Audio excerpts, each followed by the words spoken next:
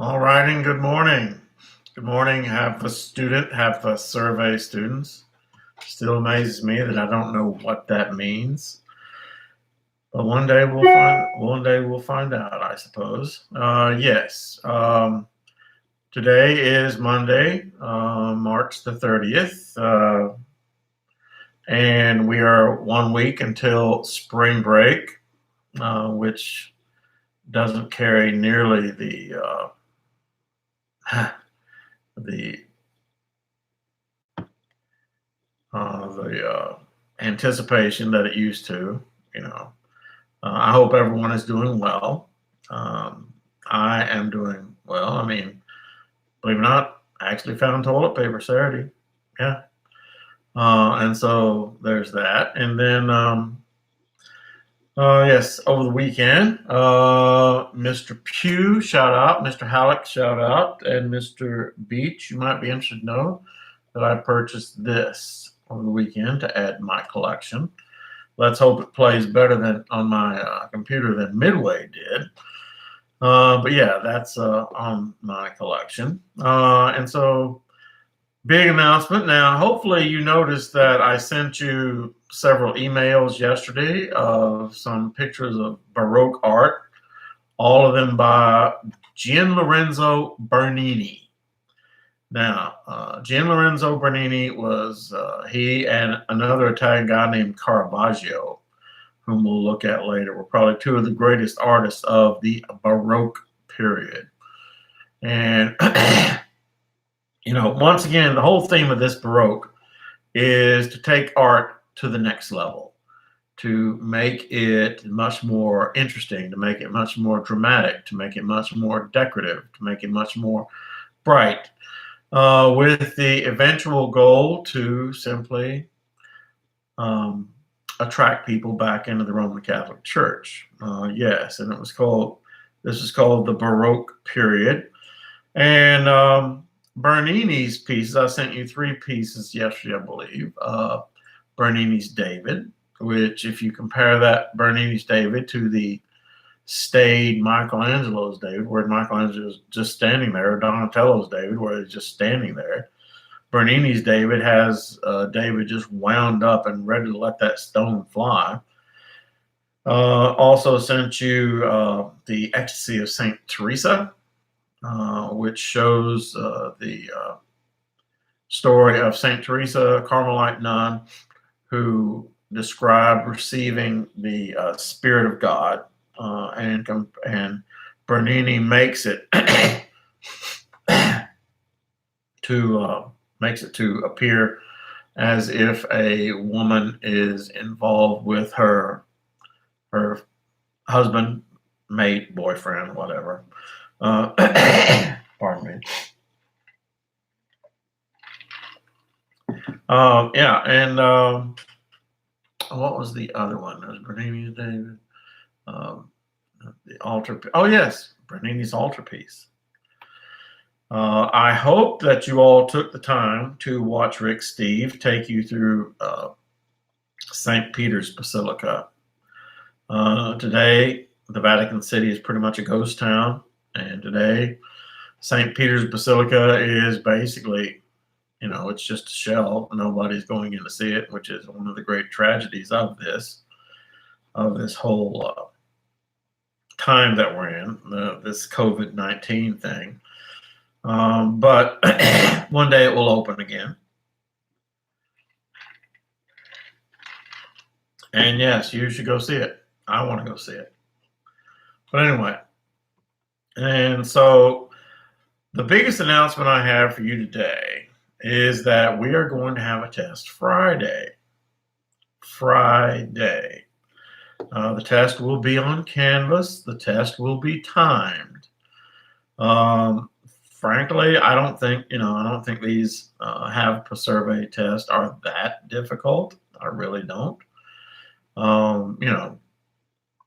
I think that if you look at the study guides, if you pay any attention at all to the lectures, then if you look at the pictures that I send you by email, you should be okay.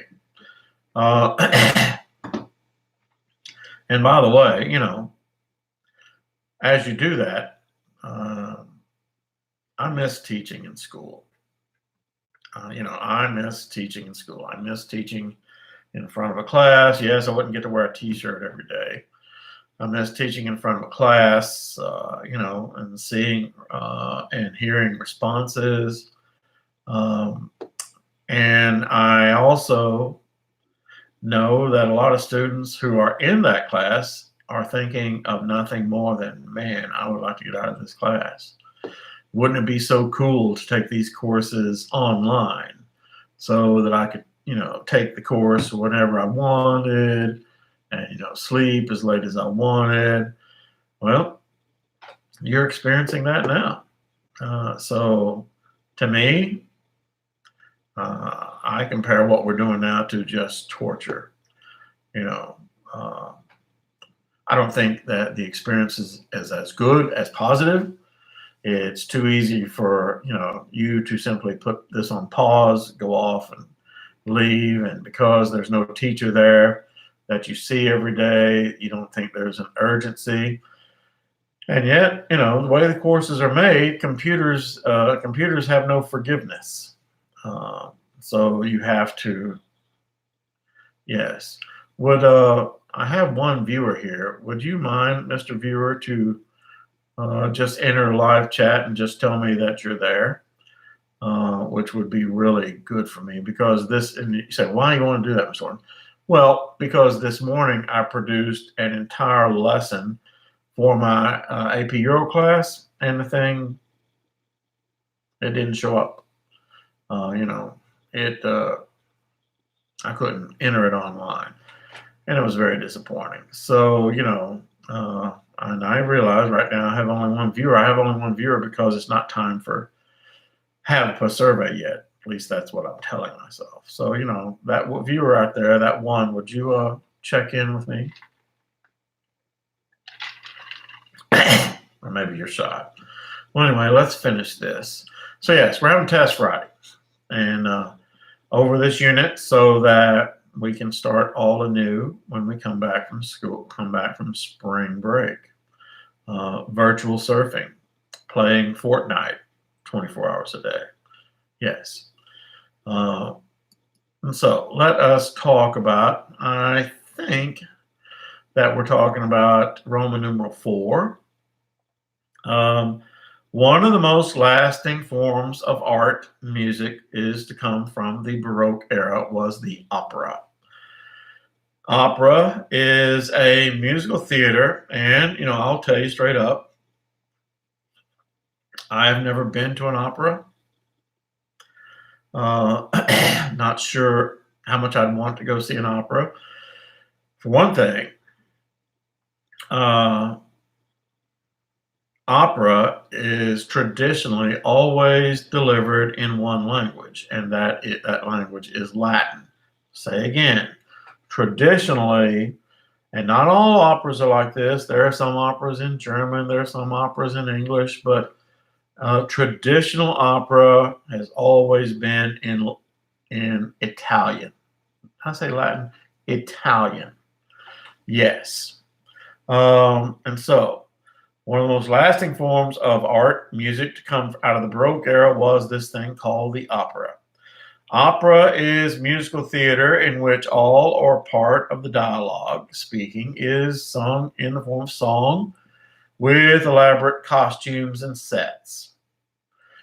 In the next unit, we were going to watch the entire film Amadeus, which is about Wolfgang Amadeus Mozart. And, he was a great writer of operas.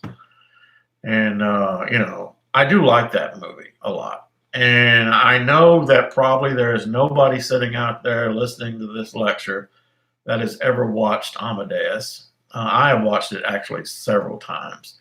And yeah, I know, because I'm a nerd and a loser and don't have a life. But yeah, I've watched that opera that movie many times. Although I will tell you that the first time I went to see Amadeus was back in 1983. We saw the late showing, of a film that is so long that it actually has an 10-minute intermission in the middle. And I fell asleep a lot. Partially because I didn't understand it, partially because I had no idea what opera was.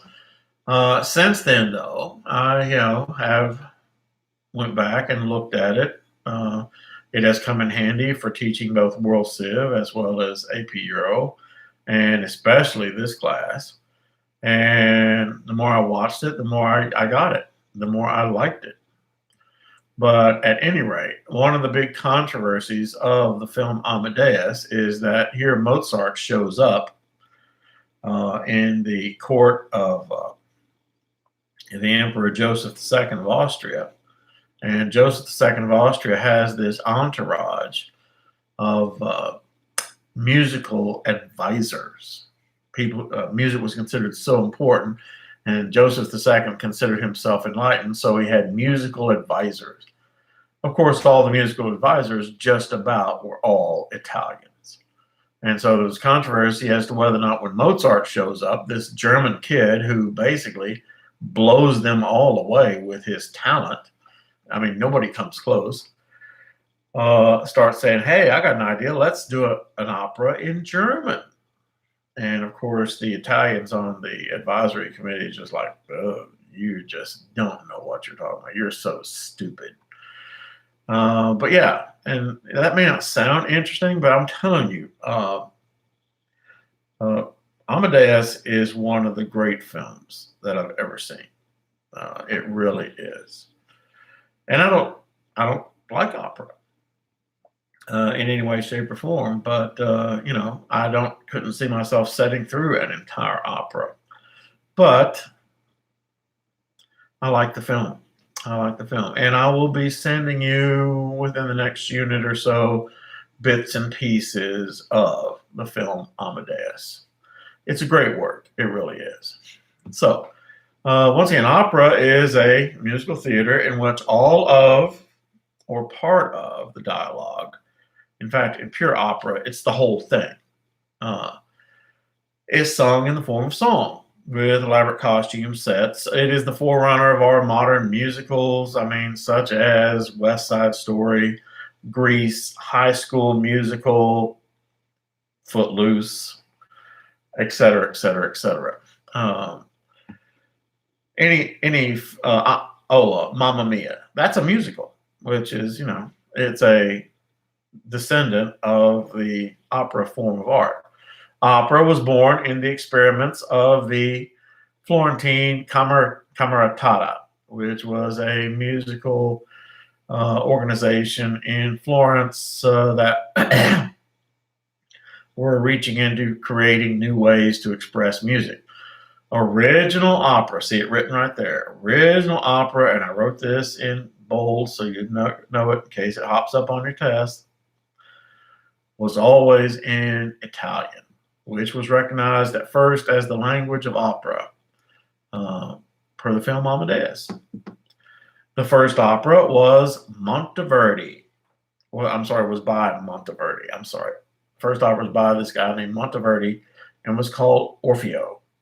Orfeo was about the mythical Orpheus and his journey into the underworld, into hell, to save his beloved Eurydice.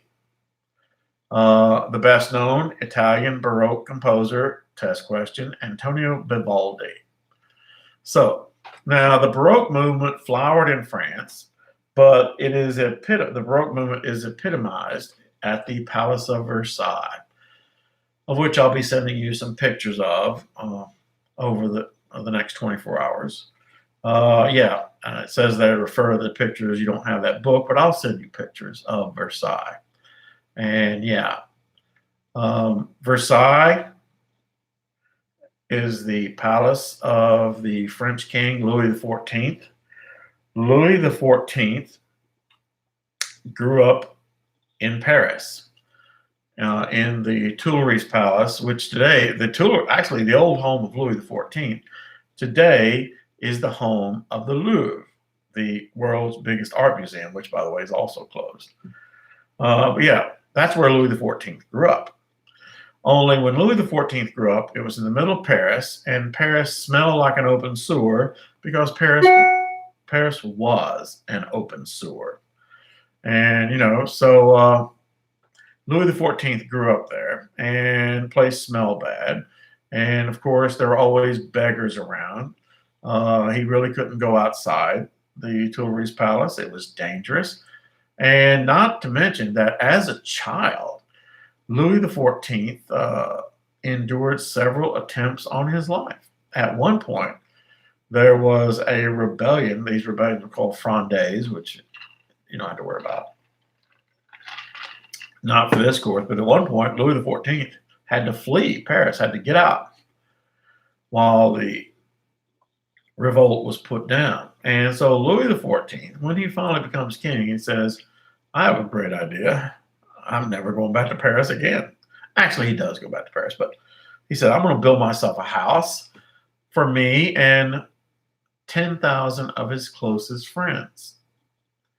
Yeah, 10,000. Yeah, I mean, this palace he built was not just for him, but for also it housed 10,000 members of the French nobility. And Louis XIV, who we'll learn about, Louis XIV was really a clever monarch, and he builds this palace, and he tells all of his nobility. And see, the French nobility of the time were not above trying to kill the king, or trying to rebel against the king, or trying to plot against the king. And what is it they tell you in The Godfather? Keep your friends close, but your enemies closer. Well, Louis XIV said, hey guys, why don't you come and live with me in my house? And this served two purposes. Number one, Louis XIV's palace was about a zillion times better than any house they lived in. Number two, these nobles said, oh, I can live close to the king, therefore I can, I have a chance to influence him. I have a chance to influence him.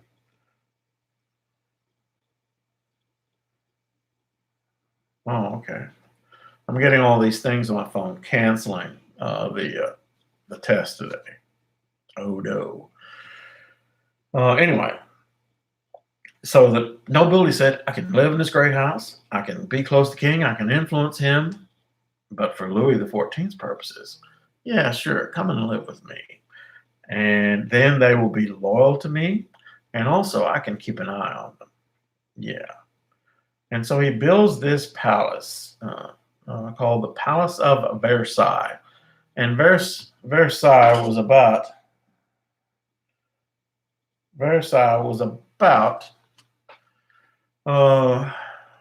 today it's 12 miles outside the city limits of Paris. Back then it was like 25 miles.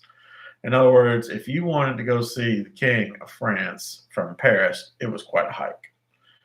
So most people wouldn't. And yet for Louis XIV, who of course got driven around everywhere, he could still visit the city of Paris if he wanted to. Not that he ever did. So, Roman V, Part C. Louis XIV was the very definition of the term absolute monarch and was once quoted as saying, "L'estate c'est moi," which simply means, I am the state. You say, well, what does that mean? It means this. It means that Louis XIV, in his own mind, said this: over here is the needs of the state of France. Over here is the needs of Louis XIV. Which one is greater? Answer: the needs of Louis XIV. I am the state. He was an absolute monarch. Everything he decreed went. And we will talk about the level to which that, yes, get back to that. We will talk about the level of that as we go on. But yeah, he was the state. Louis XIV is also referred to as Le Roi Soleil. You better get tuned up on your French. It means the Sun King. The idea finally was getting around that the sun was the center of the universe, the sun gave life to all the universe, and that Louis XIV was the Sun King. In fact, above his throne, there's a large gold sun. When he would sit there, it became his symbol of Louis XIV. As says there, his new home, located some 25 miles outside of Paris, was grand on every scale, including size, which, like I said, quality of construction. Yeah, the quality of construction. What amazes me is that with the destruction of the French Revolution, with World War I and World War II, that the Palace of Versailles, thank goodness, was never touched in all of this. It was not ransacked. It was not utilized by the Nazis in World War II. But anyway, or destroyed in the Franco, or any of those things. It's still, and what is it made of? The Palace of Versailles, all the building materials are either marble, mahogany wood, crystal, gold leaf, and, it is ginormous. Like I've told you before, only second most beautiful thing that I've ever seen in my life, with first being St. Peter's Basilica. But yeah, the Palace of Versailles set the standard for every other monarch in all of Europe. They wanted, when they built a new palace, for example, Peter the Great tried to emulate the Palace of Versailles when he built his own palace in his new city of St. Petersburg. He wasn't able to equal it, but he did okay. So, Palace of Versailles, getting back to the matter at hand, there are some rooms, and I've been in the Palace of Versailles. There are some rooms in the Palace of Versailles that are as big as our gymnasium.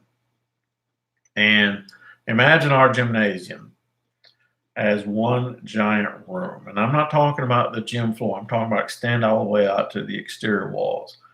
And that's one giant room. And on one of the walls is a giant painting depicting some scene in French history. And every ceiling is, portraying some scene of French history. Louis XIV looking down upon the people. Please look at that Rick Steves film that I sent you about his visit to the Palace of Versailles. But anyway, and yes, it was built to hold 10,000 residents. Its residents, nobility, aside from the many servants and members of the clergy, members of the French nobility who counted it an honor to be allowed to help Louis XIV perform his most intimate personal functions.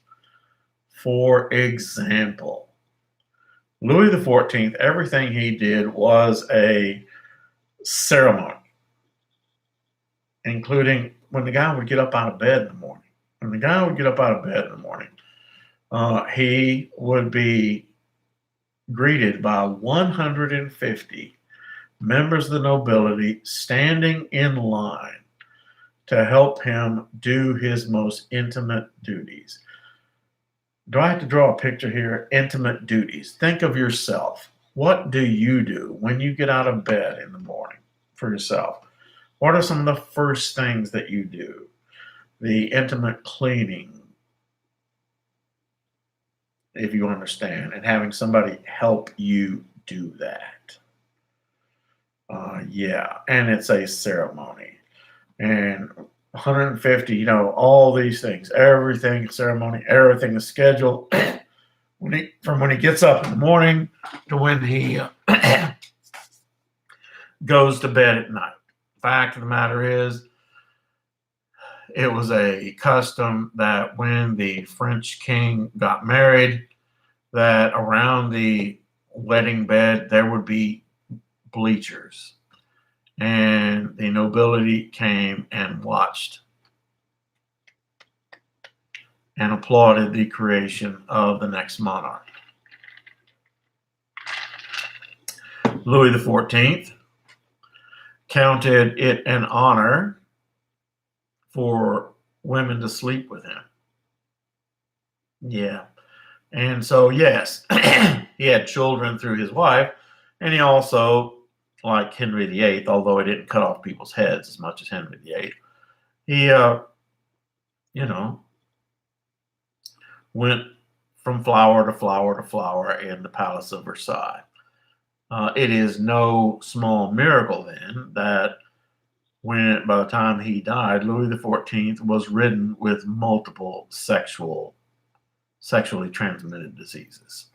Oh yeah, he eventually died of smallpox, but yeah, he had multiple sexually transmitted diseases. Anyway, as it says there, remarkably though, any French subject, even to the very poorest, were allowed to come and petition the king. They could come and talk to the king to ask him something, as long as they promised, as they entered the Palace of Versailles, they promised they could not beg, they could not, oh, look, because there'd be food everywhere.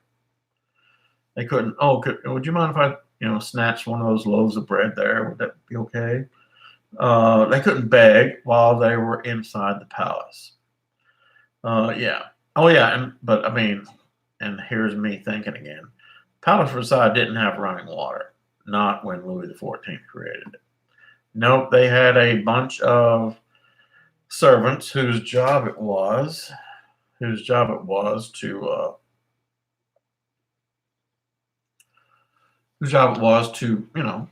clean those things, honeypots, to make sure they get thrown out.